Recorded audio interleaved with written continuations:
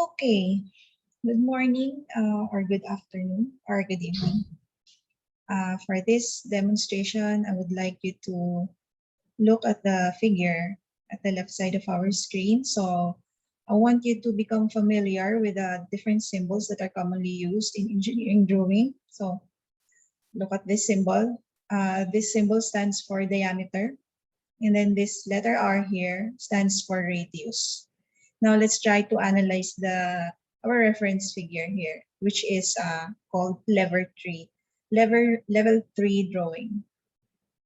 So we have two holes. The smaller hole has a diameter of 1 or a radius of 0.5. Then the outer circle has a radius of 1, which is indicated here at the lower part of the drawing. So both of these holes or circles have the same measurement. Now we have an arc here which has a radius of 2.25, two other arcs with a radius of 3. And then we have a regular hexagon. It is described here, regular hexagon circumscribed about a circle with a radius of 1.5. Okay, the hexagon is 3.75 units away from this circle, from the center of this circle, and 2.25 along Y. And then it has the same distance from this other circle here. So it's 3.75 going down and 2.25 going left. Now, let's try to draw the figure. I will create first the circle, which has a diameter or a radius of 0.5. Let me create another circle with a radius of 1. Now let's create the hexagon. Before creating the hexagon, it's the same thing with circles. You have to locate first the center. So to locate the center, let's create a reference point. So the center of the hexagon is 2.5 units away going down from the circle that we previously created, and then it is 3.75 units away going left. Now let's create the hexagon. To create the hexagon, use this. It is easy. It will be much easier to use this Polygon command. So click Polygon. Enter the number of sides. The number of sides is 6. Press enter. Specify the center of polygon. Click the endpoint.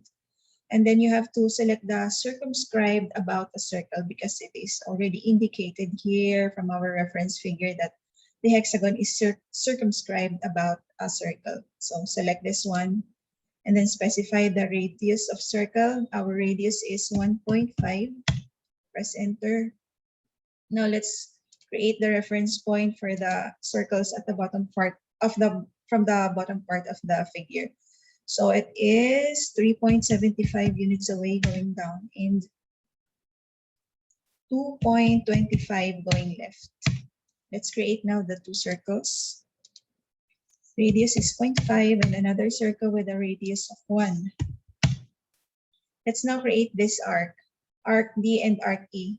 To create that, I will just create another circle with a radius of 2.25. Now connect the sides of the circle from this quadrant up to here. Make sure that you have turned on your object snap. And also make sure that the quadrant and tangent are selected. So to make sure that they are selected, just right click here, select settings, and then see if they have check marks, this quadrant and tangent, and then press OK. So if you could see, our circles are now connected, but this one here is not perfect. So let's do this again. I will create another line from this endpoint that I previously created and tangent. Delete. Now let's connect the other side from this quadrant to tangent. But again, if you will notice, it is not perfect. So let me create another line from this intersection here going to the tangent point. And then press enter to exit, delete the unnecessary lines, delete these lines, and these lines. Now let's create this arc. To create this arc, it will be a lot easier if you use or if you create circles. So for this one, I will use this. I am asked to specify the center point of circle, but I will not be entering the radius. Instead, I will select TTR or tangent radius. Press enter. Specify the point on object for first tangent of angle. So let's say that this is the first tangent point and the second tangent point, and then specify the radius. The radius is 3. Press enter. Okay. So the radius is 3 because it is indicated here that the radius for arcs C and F is 3. So now let's create another circle using the same technique. Click circle, and then again, we will not be entering just the radius. We will use the tangent radius. So the first circle and the second circle, then enter the radius. Now, let's just trim the unnecessary lines.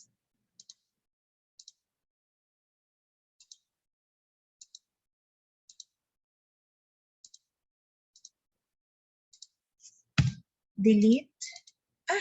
Excuse me. Delete, and now we're done. I will be posting other figures for you to do yourself. Okay, so try to do the drawing yourself. Refrain from copying the work or copying and pasting the work of your classmate. Okay.